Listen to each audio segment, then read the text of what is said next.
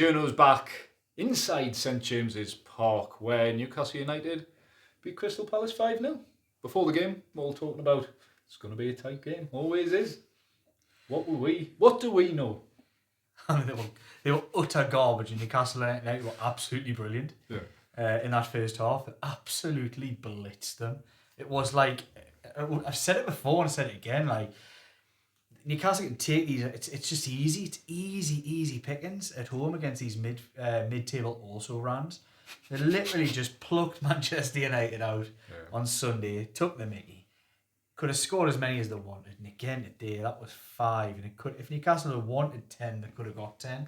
It was just men against boys. Saying it all the time now. There comes a point where you start saying like men against boys all the time. How good are Newcastle United being against teams? They've gone from strength to strength. They've gone from a cup final where people were debating, will they drop off? Is there going to be a problem? Is there not going to be a problem? They're going from strength to strength. We looked at the sequence of results before, didn't we, Jordan? I don't know if you want to say it to the people out there. It's quite a remarkable sequence and shows some good signs ahead of Saturday as well. Yeah, so Newcastle's last 6 games, scored 1, scored 2, scored 3, scored 4, scored 5. So they're going to beat Aston Villa, or they're going to score 6 goals in the against Premier League. Aston Yes, Villa. West Ham, they started off with a pre-cup final with a 1. Then it was a 2 for Brentford. Then it was a 3 for Leicester. And it was a 4 for Man United. A 5 for... Who did I play again? Crystal Palace. 5 for them lot. And it'll be 6 for Villa on Saturday. Yeah. Do you think, Dom? They've done it before. Yes. When John Carew missed a horrific penalty, and I think Eze tonight probably... Get him in the bin for that the day, like. Honestly, trotting up like this and then passing it straight at Nick Pope. He didn't deserve to get a penalty. No. It was a pathetic decision. But So honestly, soft. what are you doing? You're a professional footballer. With a very good record from the spot, by the way. To be fair, he does. Like, it's a technique that's worked for him before. Like. It's pathetic. No, I don't like to say it either. You're a pro footballer, right? With a free shot with no pressure around you. You can strike it how you want. And you're literally waiting for the goalkeeper to make a decision to decide where to put it. Just back yourself to smash it in the bottom corner like you would in training. Why not just do that? I don't get these professional footballers with the stupid dance-up penalties.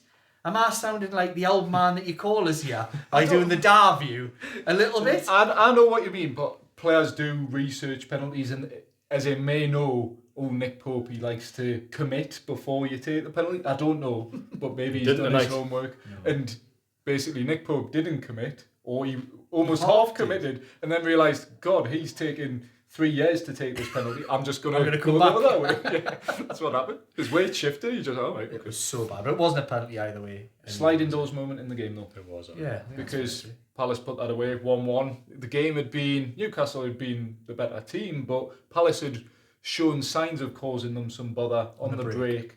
So after that, it comes 9 minutes before half-time. By half-time, Newcastle 4-0 up. Harvey Barnes. The man again. The second goal was 2 minutes after the penalty, wasn't it? Yes. And then 2 in added. 7 minutes of stoppage time goes up, and Newcastle make it 4-0. It's like a throwback to a couple of seasons ago when they finished in the Champions League places. There is just periods where they just go and blitz teams. They've done that the last 2 games. They haven't done that a lot. Done that this against season, Leicester, really, in the first 10 minutes. Recently, it's felt like this is the one. Well, we were joking because it was after the Brentford game, and we had a conversation about Newcastle, and they said they don't score many goals. As many goals this season. They've done nothing but score goals since then. Good, great. Yeah, That's exactly what we want to see. And like I said, the two that Tonali was. Oh, he's just. He's the cog. We find ourselves just looking at each other like when he does something. It's like he's a proper minesweeper. Anything that's going to go off anywhere, he just belts in with an incredible, like, quick acceleration off the spot. Just hoovers up the space out of nowhere and just takes the ball off people. And then he's just class with it and everything about it.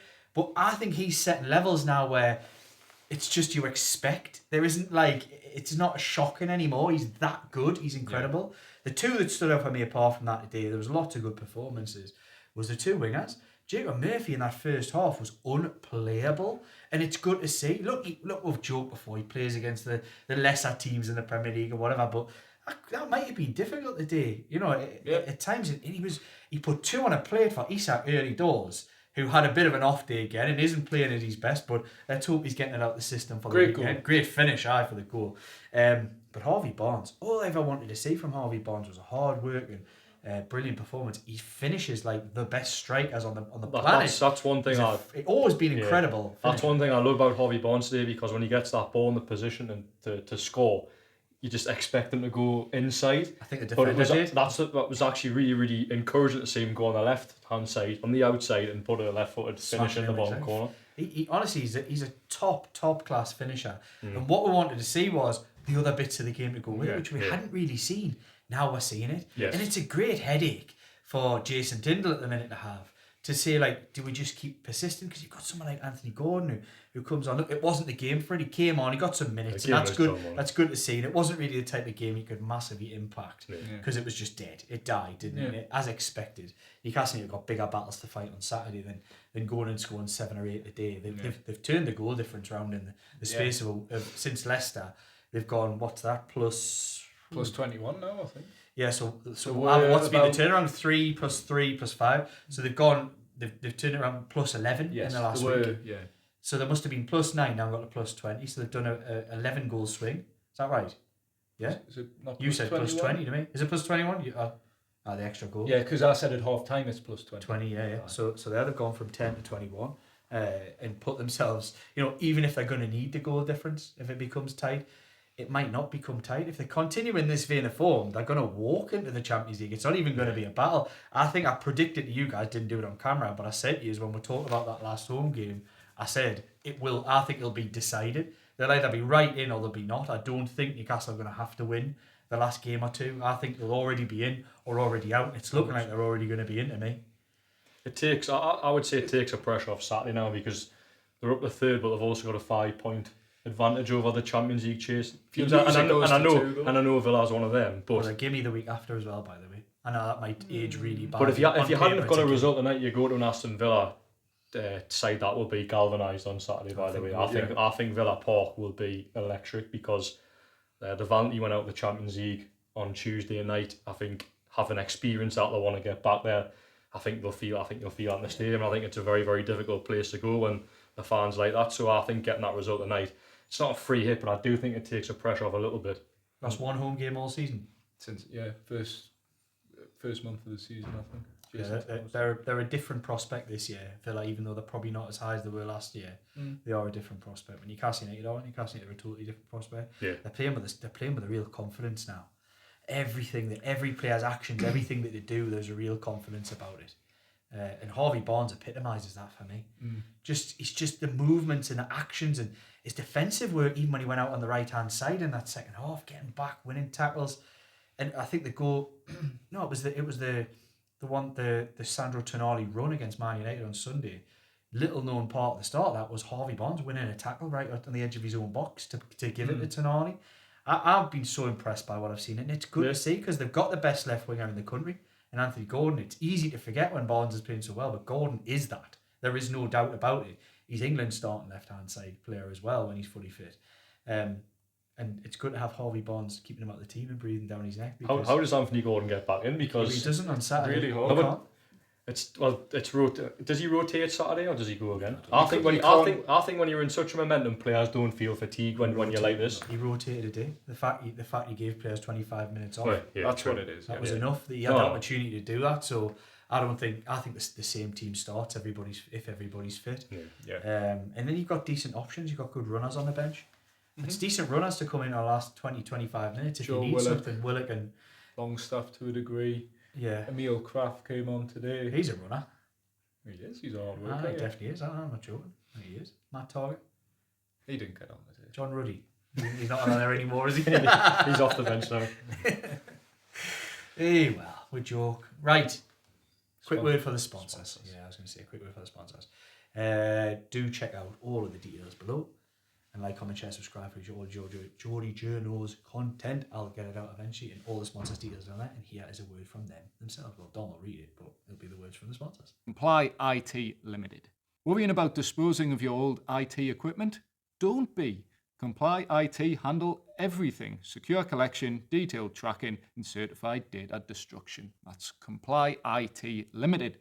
We've also got Mitigate.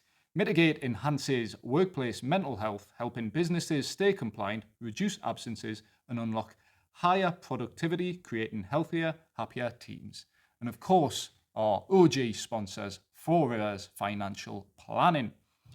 Four Rivers Financial Planning offer holistic financial advice for all stages of life, ensuring your plan remains robust and adaptable in the ever-changing world we live in. And that was all the words from our sponsors. Of course, there is a bell over here somewhere, over there. I can't remember where it is. And do click that if you want all your Geordie Journos content straight to the device that you watch this on. So yeah, Newcastle up to third in the table. No side other than Liverpool have picked up more points in the league than Newcastle since, I think, December, since that Brentford game. So flying high. And I'd argue in 2025, is there a better team in England on current form? They've won the Carabao Cup. They're flying in the league. How high can Newcastle finish? Because people probably think third is the ceiling, but 4 points behind Arsenal with them left to play at the Emirates, albeit. But at the moment, when you're on these type of runs, you do feel unstoppable. So I want to know, how high can Newcastle finish this season? Because we did a video a couple of weeks ago and you guys were saying, I think 6th. I said 5th. Now we're looking up, not so much down. Yeah, I think 5th is probably the minimum now. I don't think they will finish any lower than outside. It will be disappointing. And it wouldn't, but it would. In a way. Yeah. There's definitely a feeling of that. I think 2nd is probably still a bit too far, but when you've still got to play Arsenal, then you can't rule it out. Of course, they can still win the league if they win every single game, and Liverpool can mathematically. But of course, it's just, you talk a lot. I think there's a lot of positives to take on that. I think they can finish 3rd. That's what I would say. I'm gonna still say, I think they'll finish 3rd, and I think it'd be an amazing achievement. To finish 3rd, never mind the cup win, to finish 3rd in a season, they haven't done that for 2 decades. Yeah. It would be remarkable considering where Newcastle United were in December. Yes. To think, if you'd said back then, after watching the last game against Crystal Palace, this team will finish 3rd, you wouldn't have taken it. You wouldn't have thought, yeah, no worries, that's us getting booted. You wouldn't have expected that at all. So I'll leave the floor to you, Jordan, to say where you think Newcastle United will finish. I'm going to go 4th. Yeah. I think the only team that'll finish above them by Arsenal and Liverpool will be Man City as well, because I think they sort of showed their class again the weekend against Crystal Palace. So I'm going to go 4th, and I think Villa will sneak in as well as 5th, and I think Nottingham Forest will drop out. Yeah. I think that's not a bad shout. I think that could be a top 5. I do tend to agree with you there. I don't think Chelsea have been good enough over the full thing. I think Villa are strong. And the additions they made in January make them even stronger. And I think Forest will be worried, everyone breathing down the neck. But at the end of the day, for them to get Europa League football after not being in the division for so long, is remarkable. It is very good. Though they have been in those top 4 for the majority of the season, so it's disappointing in some respect. But yeah, great. It's to win an FA Cup though. Right, we've had a quick change of scenery. We've been booted out. It is late here at St James Park. We can't blame the lads and lasses. They want to get home, don't they? On a weeknight as well. Yeah, exactly. Right, so we've given our predictions. Dom, what's your thoughts on where will Newcastle United finish? I'd like to think they could finish 2nd, but it does feel like wishful thinking. All you can hope is Arsenal have bigger fish to fry. They're not going to win the league. They're not going to finish realistically any lower than 3rd, I'd say. And they've got Champions League semi-final coming up as well. That's one thing, that's a distraction potentially. Realistically though, I agree with Jordan. I think 4th place is probably the best Newcastle could finish. I mean, they could finish. I think they'll finish 3rd. I'm not normally like... I'm seeing the comments now, I'm seeing people, oh, it's negative Liam. I'm the one saying 3rd.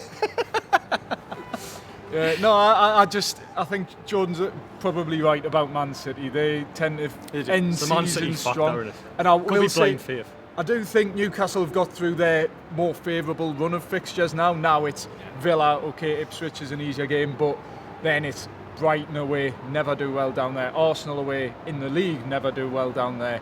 Chelsea at home, big game. Everton, last game of the season, I'm not too sure about, but I think they'll win all their home games. I mean, if they do, I they think we'll get all Champions lose. League, don't they? So Well, I remember saying this, roll back the Geordie Journal's videos, I think we all said it. I definitely said it numerous times before the Carabao Cup final as well. Never mind what happened in the final, it would be the sequence of games after the Carabao Cup final that would decide Newcastle United's fate. And what they've done is they've went and won them all. The ones that I thought would decide their fate. So really, they will now get Champions League football. It would be a remarkable drop-off for them not to get Champions League football with 6 games to go, 3 of which are still at St James's Park. yes, And I think you're probably looking at saying, well, how many points they got now? 59? I always thought probably 66, 67 guarantees you Champions League.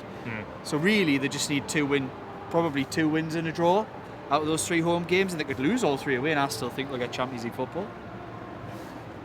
That's obviously it's all guesswork, but I genuinely Getting think the goal difference back up a little bit probably gives you an extra point as exactly. well. So you're probably looking at 6-point gap rather than a 5. That makes sense. definitely. at the moment, just shows how quickly it can change. Is all I'd say. Teams go through spells, don't they? And Newcastle have peaked now. I just hope they haven't peaked too early, but people are pointing out where they've got one foot in. Yeah. They could probably limp over the line now. And to be fair, they've done that a couple of years ago, and they limped over the line then. A draw against Leicester at home. There was a few results.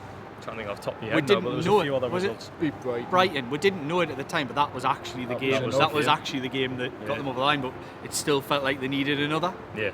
But that would have been enough anyway. Yeah. And like I said, I think that it'll probably be the same. I don't think they'll need to win every game. They'll not need to keep the kind of pace they're doing now to finish in the top 5 in the Premier League. I think avoid defeat on Saturday, and that's your. You win on Saturday then. Yeah, win on Saturday. It's almost. Win on Saturday, you've got eyes on second. There is no doubt about that. I don't think, do Arsenal not play till Sunday? Either play Sunday, but it's Ipswich away. Yeah, who are having a strange little Indian summer. They're giving a little bit of a fight when they're already down. But it happens. No, I think it's just this season has been so full of surprises. I literally cannot rule anything out with Newcastle United this season. They've done things that I don't think anybody predicted they would ever do. So who's to say they couldn't go and do something that nobody even thought was possible? It's been a strange season as well, because the performances at the start of the season weren't pretty. No. But you're sitting here at the start of April with a Carabao Cup in the bag and you're third with Champions League well within your reach, which is just remarkable, because you think, I'd say the performance at the start of the season never felt like they would get there and do that. But so here's the thing as well, right? So all you ever see is, he might leave, this might, all these players leaving. Why would you need to leave Newcastle United if they finish third, get in a Champions League and have picked up a trophy? Why would you need? It's just a there'll lazy, be no it's just a football lazy out narrative. here. There'll be no football out of this football club thinking I need to leave to achieve what I want to achieve. No, because they'll know themselves it hasn't been perfect this year, and they'll know that a couple of little minor steps, a couple of players added, this team can suddenly go from a third place and winning one trophy to winning another and fighting in the Champions League, fighting on different fronts and going for. I'm not gonna say that, but no, I don't think so. I think you need a bigger squad, because the Champions League, it could see them dip again next season in the league, because it takes a lot out of it. It has helped them. But yeah, no, I don't see any reason. I think they're probably still 5 or 6 players away from challenging, keeping the core here and 5 or 6 more. And I think they'll sign 2 or 3 more in the summer, and I think that'll put them right up there again. It's brilliant. I'm loving every minute of this. It's actually like what's happened so far. It's been like a season of dreams, hasn't it? Apart from winning the Premier League title, but honestly, if you win the cup and you finish in the Champions League, I don't know exactly when you would put it as Newcastle's best season, but it's like certainly in the modern era for a very, very, very long time. I don't know the exact year, but whenever they achieve something like that, obviously it was 56 years since the last won a cup. So you're probably talking about your best season already in 56 years. You can top it off with Champions League football. How far do you have to go back before that? After that, to say it's been one of Newcastle's best ever seasons. Well, we've talked about it before, where it was like, I think the 51 FA Cup, they got a top 4 finish and won the FA Cup. But better trophy as well. Yeah, a better trophy, but top 4 never got you a reward back then. Now it does. So it's a little bit different. Yeah, it's hard to compare really when you think about that. It's impossible really. Yeah. It's been just mint. It's been mint this season, and I'm not going to bet against this team to not go and really put a cherry on the top by going to places that nobody thought they could get to. Yeah. Just remember they were bottom half at the start of December. Mad. They were playing like it as well. Yeah, if you, I mean, everyone wants to replay in history, but bloody hell, the last time they played these lot, it was grim. Yes. And then they went and capitulated. But that was the At start. Brentford. That was the birth of Sandro Tonali in Yes, the 6th row. it was. And they basically haven't Transformative. looked back from there. And he's something else. Like, you sort of laugh when Paul Mitchell comes out and goes, he'll be like a new signing, but my God, is he the best midfielder in the Premier League at the moment? Him and Lewis Hall are the best two signings that I've seen that weren't actually signings. They've transformed the team, and it's easy to forget Lewis Hall because he's not in and he's not around now. But he was virtually Newcastle United's player of the season up until when Newcastle were in that form. Yeah. Rubbish. Who was Newcastle's man of the match every week? Yeah. I bet you can look over your two match ratings. It probably Lewis was. Hall. He was He might definitely only the be the most 7.5, 8, but he was the best player Newcastle had for months. Yeah. Has his injury been a blessing in disguise, though? Because Well, I think Tino Livramento Livramento, it's stepped brought in. out the best in him. Kieran Trippier getting a run of games, and we said tonight, he's playing brilliantly at the Oh, moment he as is. well. He's flawless, Trippier, at the minute. Flawless. We're not seeing as much of the attacking Trippier as we know we can see, but he's just flawless in everything that he does. Yeah. I just think he's refocused. There's something clicked with Trippier. Run of games as well. Run of games, That's- same with that's Barnes, key, run of Barnes. games. It's you go back to that Brighton game and you go, God, red card for Anthony Gordon, injury to Lewis Hall just before it. You go, God, these are potential disasters. Nightmare ahead of a cup final. They've been blessing in disguise, really. As much as you want Lewis I'd rather Hall them back, available, yes, but absolutely, you know, I know what you yeah. mean. But it's allowed Harvey Barnes. If Gordon, you talk about stars align. If Gordon plays through it all, Barnes isn't in this run of form. Newcastle slightly Scoring different. goals for fun. Brilliant. 4 goals and 4 assists in his last 5 Premier League games. Is it really? Yes. 4 goals in his last 3 Premier League games. Hats off Harvey Barnes. Yes. Incredible. So Never mind Jacob Murphy for England, Harvey Barnes for England. both of them. Having that. I'm just joking. Who cares? Great I don't fun. even care if anybody plays for England. It's more for them. It is, yeah. I just want them to play well for Newcastle United. Much to you all. Very well. Right, you're going to sign off tonight. Me? Yeah, go on. All right, okay. You Well- never. No, I can't do it. It's not within my capability. Well, thanks for watching. We've been the Geordie Journers outside St James's Park, where Newcastle have won again. Myself will be back at the Newcastle Media Centre after speaking to Jason Tyndall ahead of Newcastle United's Premier League trip to Aston Villa, and we'll be back as a trio at Villa Park, hopefully talking about another Newcastle United win. So thanks for watching. If you like what we do, please remember to like, comment, share, subscribe, ring the bell for all your Geordie Journals content, and we'll see you, or I'll see you, on Friday. Cheers.